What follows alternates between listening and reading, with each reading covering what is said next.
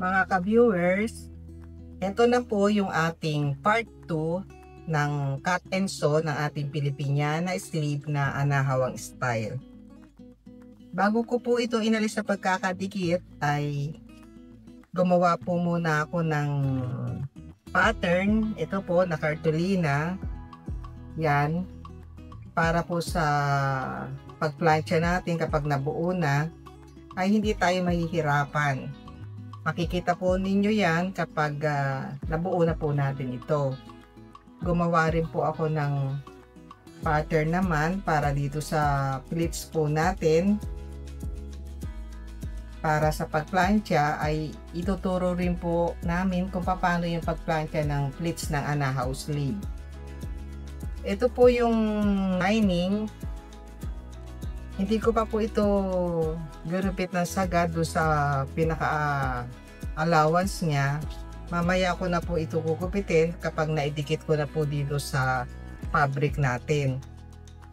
Dahil ito po ay may design balik left and right, kaya pag gumupit po kayo ng kung gagamitin nyo yung pilon ay mas mainam na planchain nyo muna bago nyo i-trace yung pinaka pattern po natin. Planchahin po muna ninyo yung pilon sa tela at saka po ninyo i-trace yung pattern para po hindi nagagalaw yung pinaka sukat ng ating pattern ng sleeve.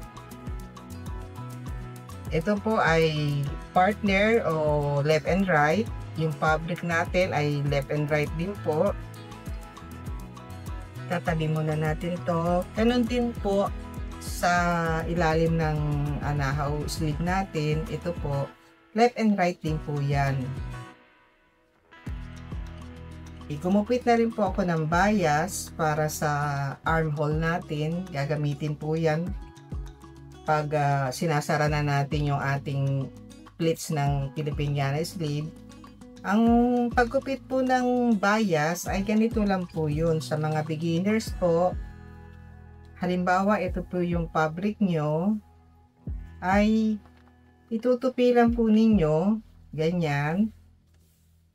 Pagkatapos, ito po, kung ano yung nais nyo sukat ng lapad ng bias, ay ito po ang susundin nyo. Ito po yung pinaka-bias, ayan po. Nahihila po yan. Ang lining po natin ay buo. Lalagyan ko rin po ng lining. Ito po yung kanina na ginawa ko na pattern. Hindi ko pa rin po ginupit ng eksakto para sa pagplancha po nitong interlining. Dalawa rin po ito. Hindi naman po ito maselan dahil hindi naman po ito may design, kaya taklob lang po ito. Yung dikit lang po, kailangan na ang pagplancha po, yung dikit po ay nandito sa tela. Planchahin po muna ninyo ito para maging flat, dahil pag nailagay po ninyo agad ang tela, hindi nyo na mahihirapan na kayong alisin po yung pleats ng tela. Kailangan planchahin po muna ninyo bago po ninyo i-press yung inyong fusible lining.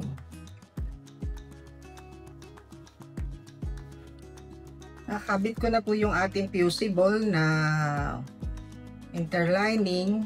Ito po, ayan, lahat po nalagyan ko na rin.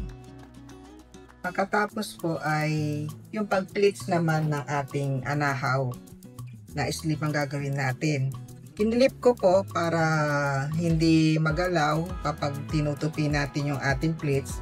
Ang gagawin lang po ninyo ay ito pong pinakagitna ng pleats ay doon nyo itutupi yung fabric o yung tela natin. Ganyan po. Siguraduhin nyo lang po na makakain yung tela sa loob para po doon sa ating pleats. Pag nakuha nyo na po yung tela, ayan po yung ganyan, nakuha nyo na. Yan, yung pinaka gitna. Sa gitna po niyo itutupi. Tapos, at saka po natin igaganito. Itutupi po natin ng paloob. Paloob po yung itutupi natin. Ganyan, para po pataas yung ating design. Kaya dito po sa pababa yung pleats po nito.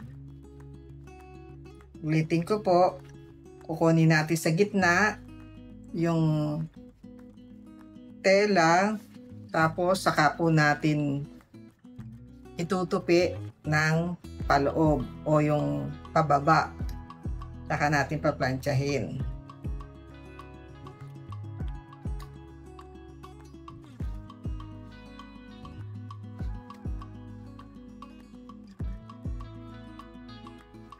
Yan, makikita nyo po, nagkaroon na ng mark.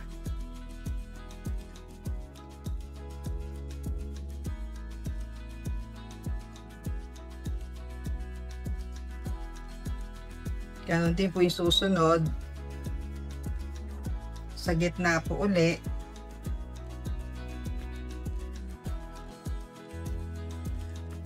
Mahirap lang kunin yung tela, yung fabric.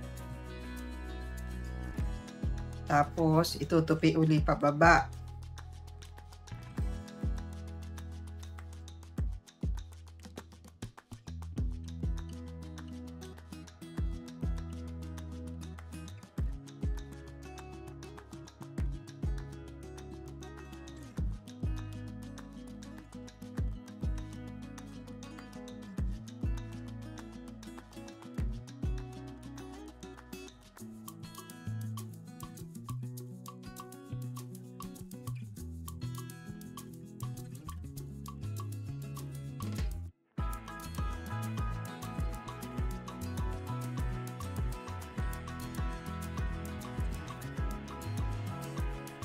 Bali, ganyan po, naka-pleats na. Nagkaroon na ng pleats yung ating anahaw sleeve. Ngayon, naalisin po muna natin tong pattern para naman dun sa right ng ating sleeve o yung kapartner ng ating sleeve.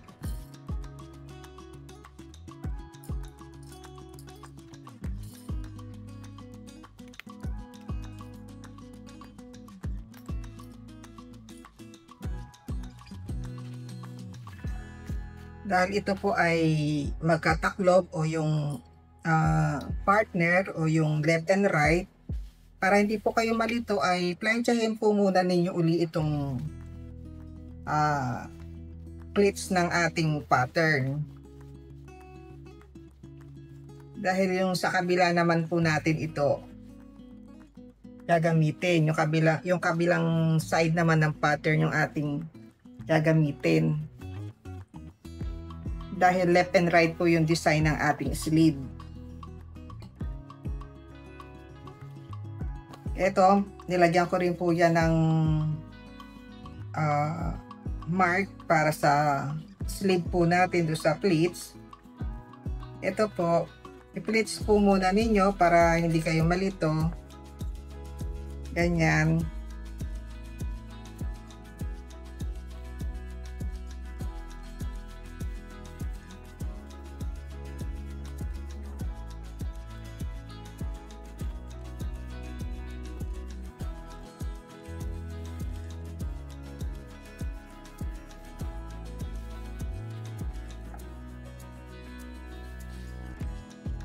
Pataas po yung ating pleats dahil yun po yung design natin.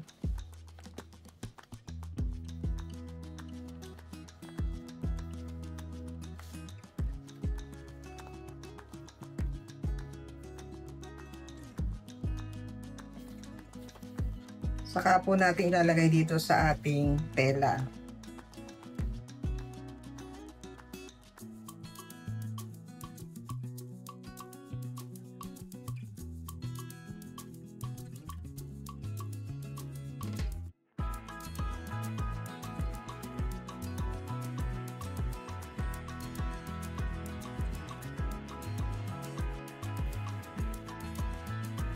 Pagkatapos po, ang pleats naman nito ay ganon din.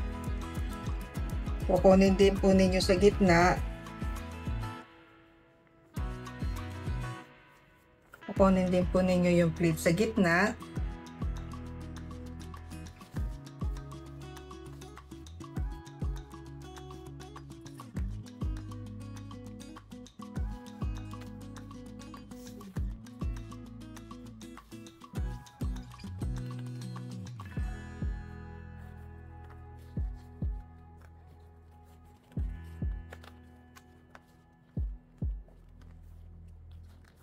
Pagkatapos, pababa rin po yung ating pleats. Ayan.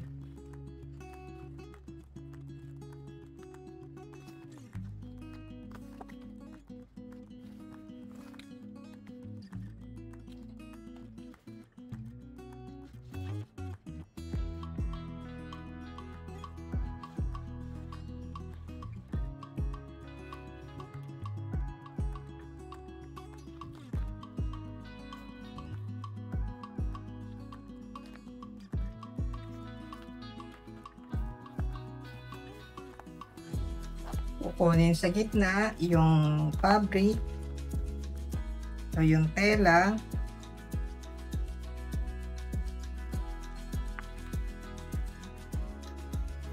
Tapos itutupi pong pababa.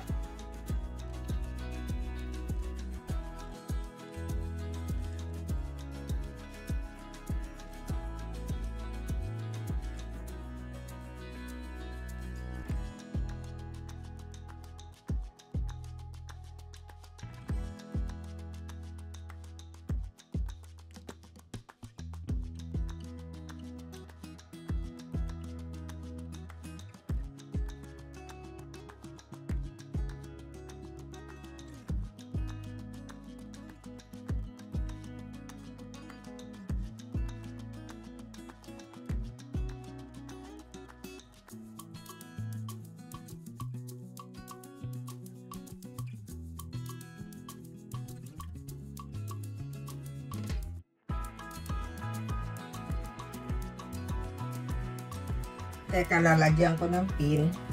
Ito po, nilagyan ko na ng pin. Yung pleats natin ay left and right, magkasalubong. Ito po, ganito yung pleats niya. Ganon din dito. Ito po ay left and right ang design. Pagkatapos naman po, dito naman ay paplansyahin din po natin.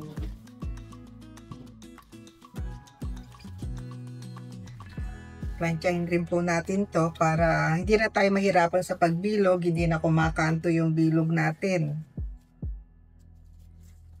Lagay lang natin sa papel o sa Manila paper. Ito lang naman pong side na to yung paplansyahin natin para po hindi tayo mahirapan na sa pagbilog. Ibaba nyo po ng kaunti kung sa pinaka guhit dahil kakain pa po yan ng tupi. Kaya ilayo nyo po ng konti para eksakto po dun sa guhit pag tupi po.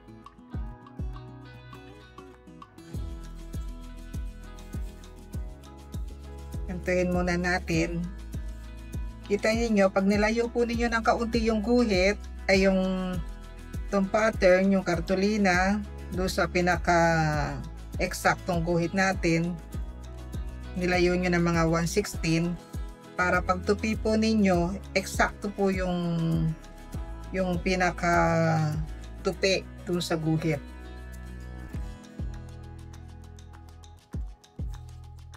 Gantuhin muna natin, tupi-tupi po muna natin dahil medyo matigas din naman po itong nakalagay na fusible natin.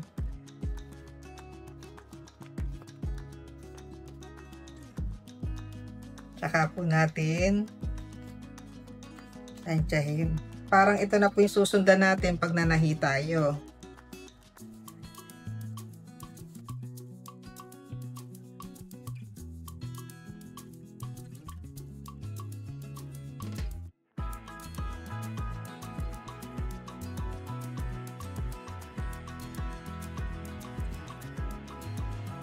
Ganyan. Meron na po tayong mabilog na. Hindi na po ito kakanto. Ngayon yung kabila ay ganun din po.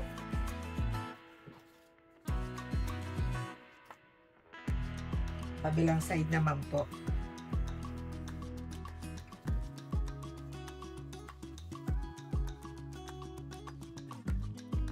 Layurin po natin ng kaunti yung pattern natin doon sa guhit.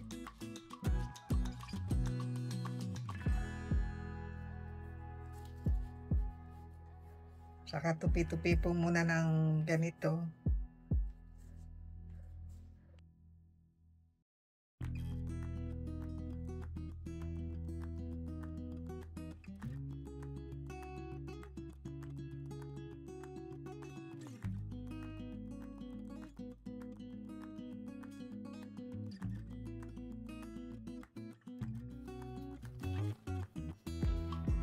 Yan po, nakabilog na. Ngayon, itatayin na po natin ito.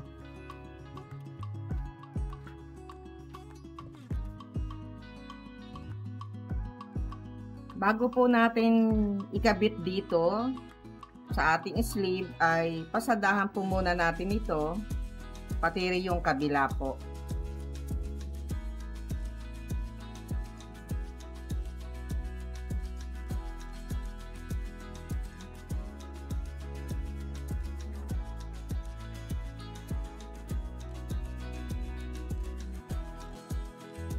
Kiklip ko lang po ito lahat hanggang dito, gayon din po itong isa.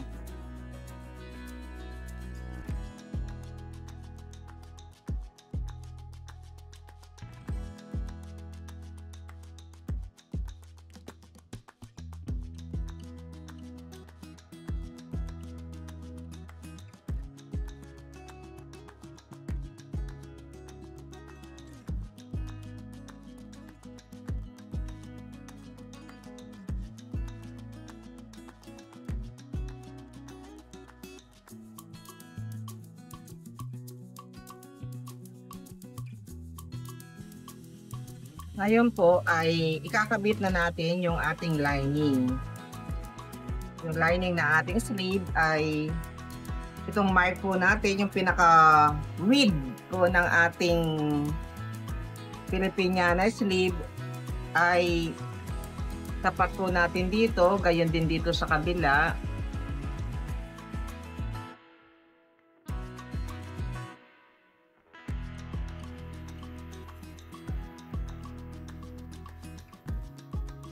Gayon din po dito, yung pong mark natin, tsaka yung sa fabric ay pagtapatin din po natin.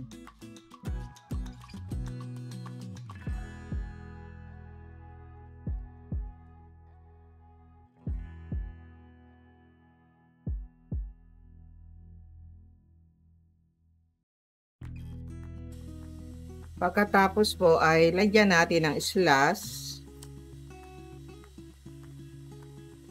Magkabila po, lagyan natin ng slash. Saka po natin itatop stitch yung ating lining.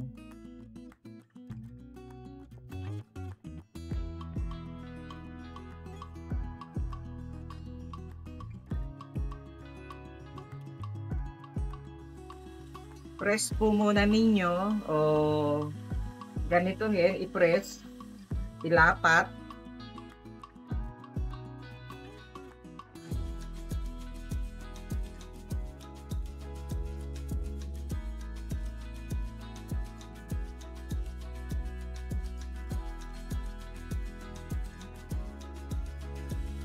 Pagkatapos po ay itatop stitch natin ng 1/16. Gigiliran lang po natin.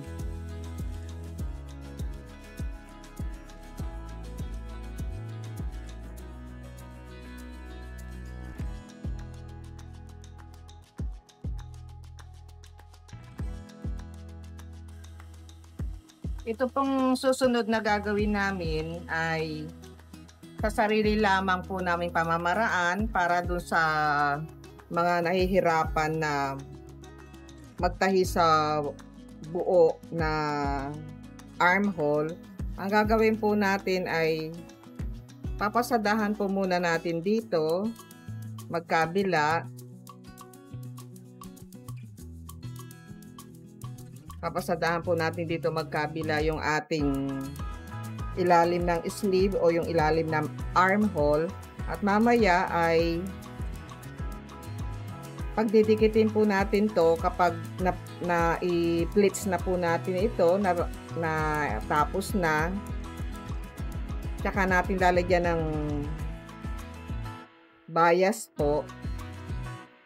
Ito po ay sa sarili lamang po namin to sa mga nahihirapan. Pero yung mga gusto po na buo yung sleeve, yung ilalim ng sleeve, ay meron din po kaming video na nauna namin ginawa, yung simpleng pamamaraan po ng paggawa po, pagtahi ng Filipiniana sleeve, yung unang-unang video po namin ng ganito.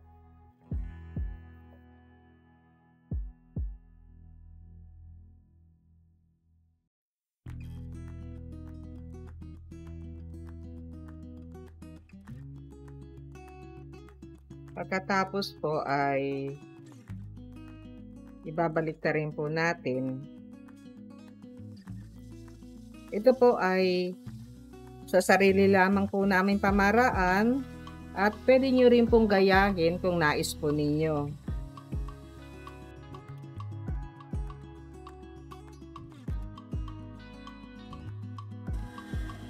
Naayos na po yung pagkakabaligtad, pati rin po dito sa kabila. Pinilap ko po ito, nilagyan ko na po ng mga pin. Tatahiin po muna natin dito hanggang doon sa dulo.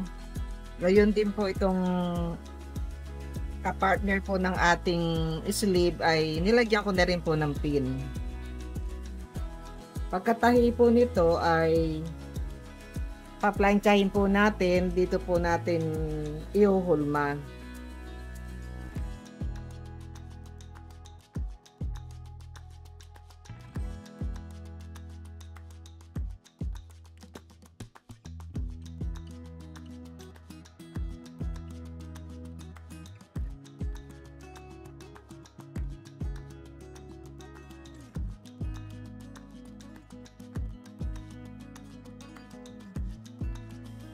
Gupitin po natin itong mga sobra-sobra po natin. Yan po. Pagkatapos ay paplansyahin na po natin to. Dito naman po ang gagawin natin sa pagplansya ay ipin lang po natin dito. I-flat natin yung ating sleeve. Tapos yung kanina nilagyan natin ng slash ay itapat po natin dito para pantay po, ganyan. Doon yung slash po natin kanina.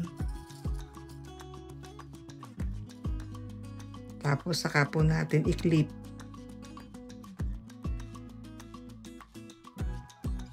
Para hindi gumagalaw pag pinaplansya po natin.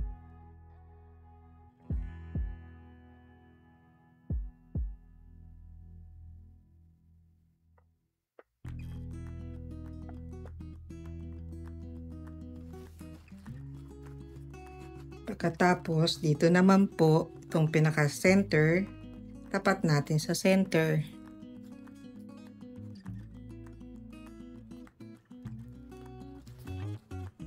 Tapos, saka po natin itupi ito, sama ng fabric. At tulad po nung dati, yung una nating Filipiniana sleeve.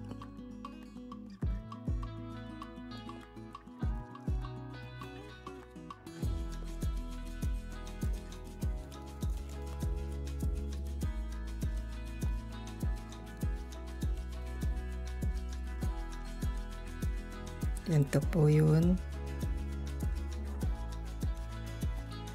Tupi po natin. Ganyan.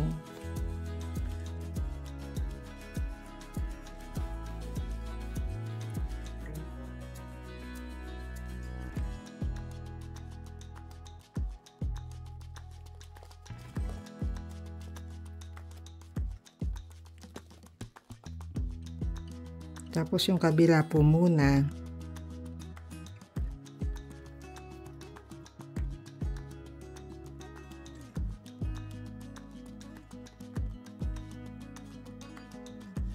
Ito po kahit hindi na nga po planchahin dahil may matigas naman po yung ating fusible. Pero nakaporma na po, pero maganda idaanan pa rin natin ang plancha.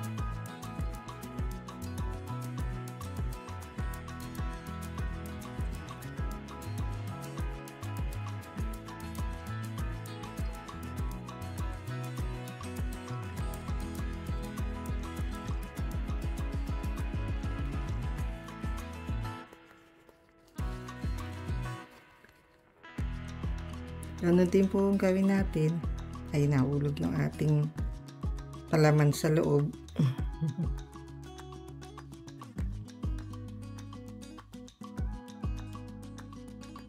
Sabit muna natin.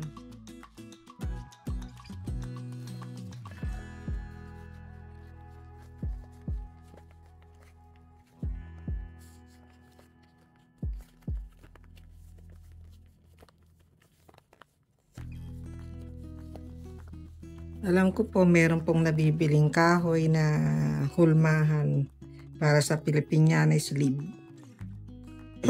Pwede po kayong bumili sa ganon.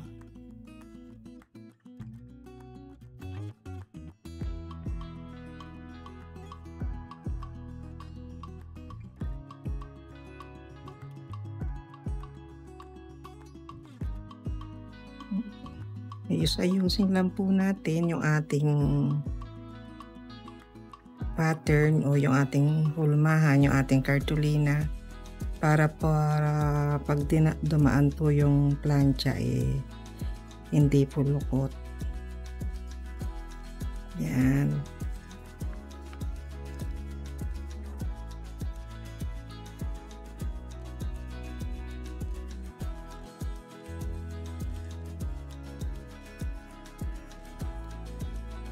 Ito po, hindi ko na nilagyan ng pin dahil mas importante ito po. Pakaayusin po natin.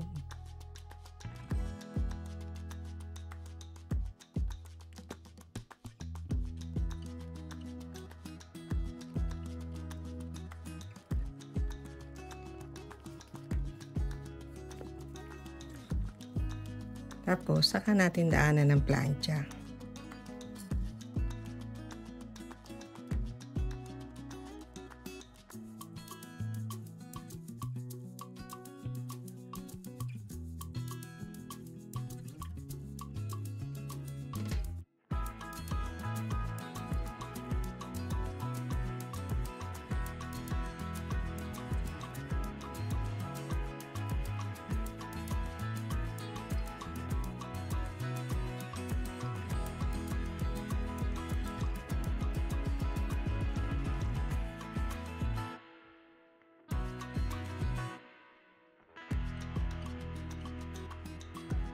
Ayan.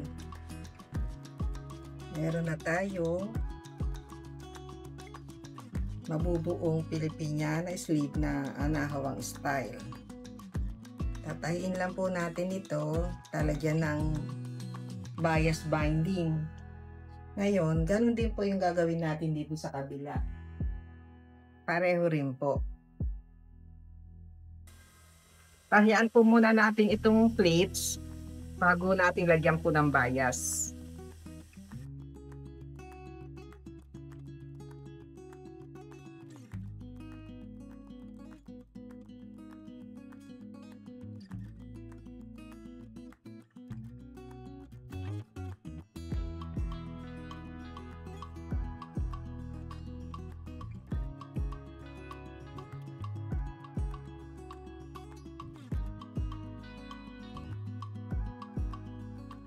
Ngayon, kakabit naman po natin itong ating bias. Baliktarin lang po natin para hindi tayo mahirapan.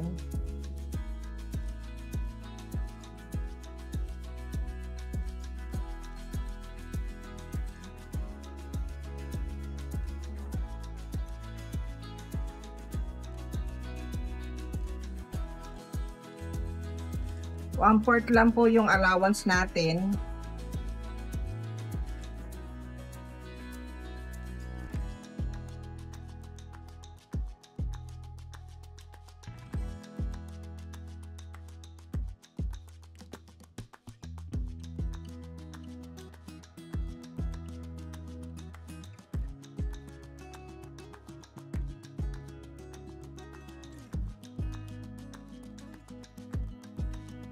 Pantayin lang po natin kung pantay yung ating ilalim ng armhole.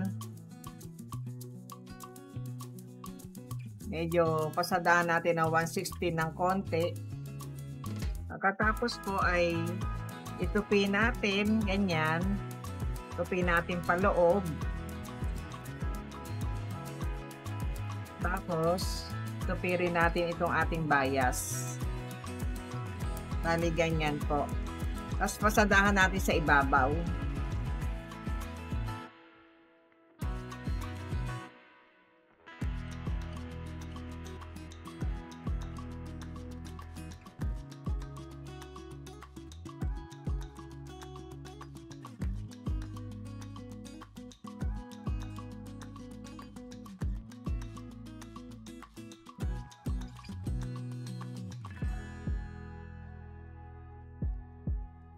Ngayon, bago po natin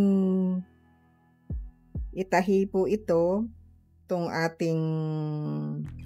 bago po natin to i-close, itong ating ilalim ng sleeve, ay plantsahin po muna natin dahil nalukot na sa ating pagbaligtad at pagtahi.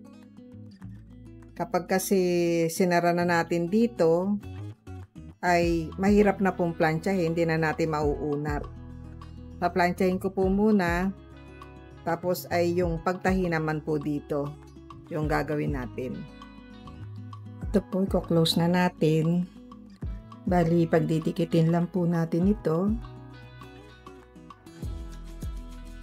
Pagkatapos po, parang nagsasara lang po tayo ng ating mga stuffed toys.